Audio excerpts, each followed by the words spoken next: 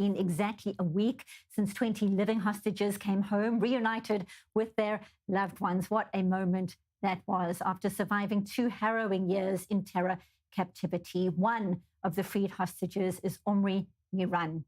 This picture, taken on the 7th of October, showing him holding and protecting his young daughter, Ronnie, during the terror onslaught. 2 years of agony, pain, uncertainty, unimaginable for the whole family. 2 years of fighting for him to come home. Omri now is home with his family, home where he belongs.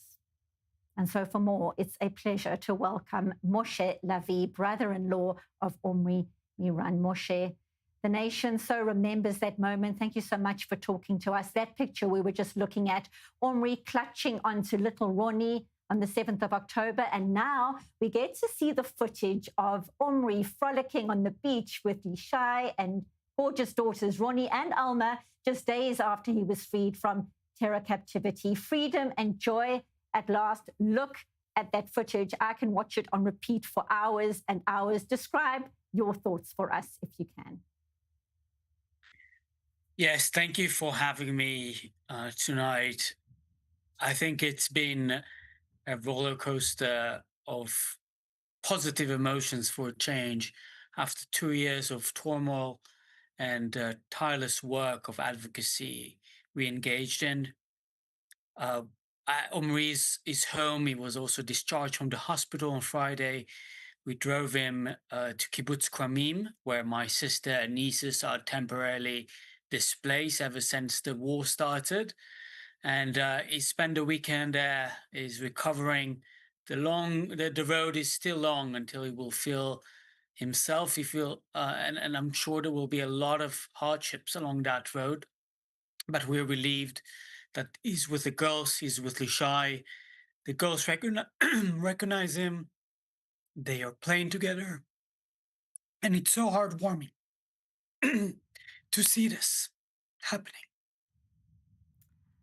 I'm getting very emotional just from looking at the at the footage, seeing them on the beach. Omri is free again, and that's what I wanted and worked so hard for in the past 2 years.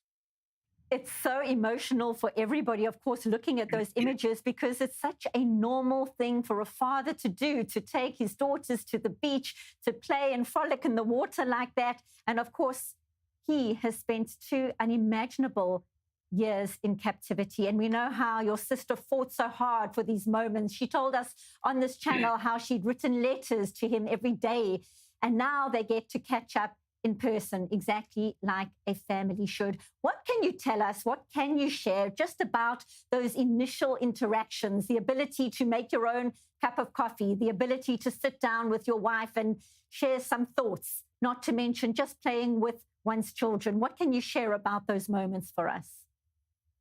I think the first few days in the hospital, we really focused on being a family again and being there for Omri, because for 2 years he was deprived of free will, deprived of choices to make. He was tortured, starved, did not see sunlight for many days. And finally, he was in a safe place with Lishai and the girls and the rest of us.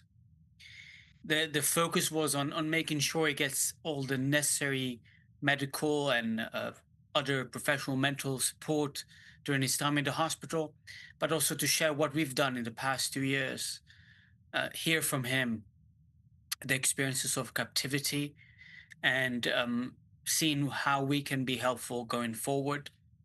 We also made sure that the girls, Ronnie and Alma, who were so young when he was taken, are prepared for the moment to meet their father. We prepared them gradually, the days leading to the implementation of the first phase of the deal last Monday.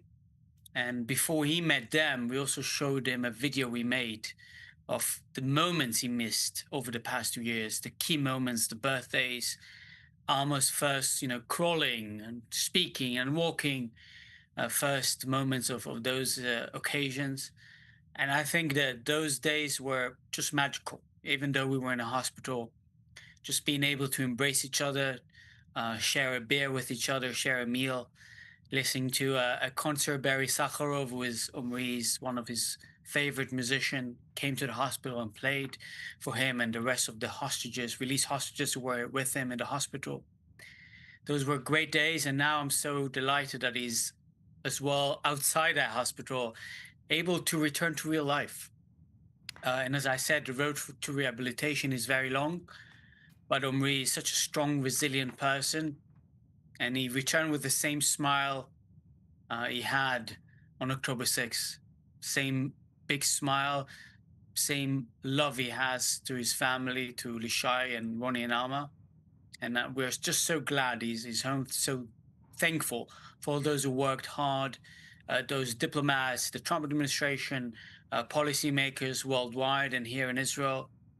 And of course, thankful to the public and to those brave soldiers and their families who fought for 2 years in order to bring home the hostages.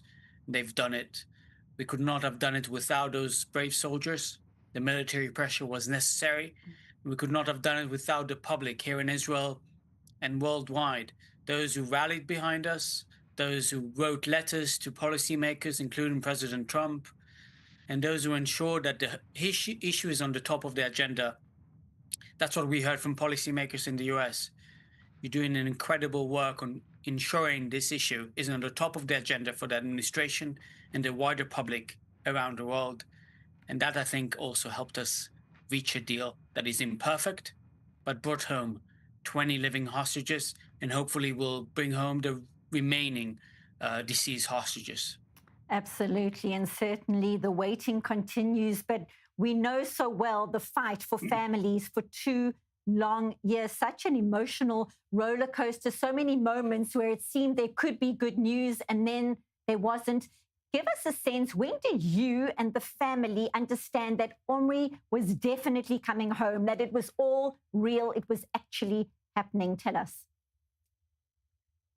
I understood it in Washington, D.C. I was there with my sister Lishai, and on a call from President Trump, he told us, the group of families there, we had the privilege to speak with them and exchange a few words of gratitude, and also ensure he remembers that we were fighting for all, at the time, 48 remaining hostages. That's how we found out in D.C. The day before, we held a vigil for October the 7th with members of his cabinet and Congress, including Secretary of State Rubio. And I think it was a special moment for my sister Lishai and myself, because we were together in such an important place, in a place of where the focal point of advocacy has been for many families of hostages, and especially for ours, because I was based in the US over the past 2 years.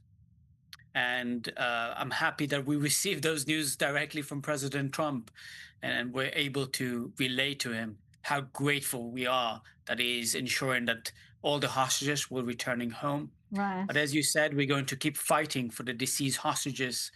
Hopefully it will be 15 by the end of this evening, because one deceased hostage will be returned tonight. Right. But we're standing behind those families. No doubt about that. That has been a recurrent message from the families of the hostages throughout the war. Moshe Lavi, brother-in-law of Omri Miran, may Omri, Lishai, Ronnie and Alma only know joy. May they only know happiness ahead. Thank you very much for being with us on the Rundown on I-24 News. Thank you. Thank you.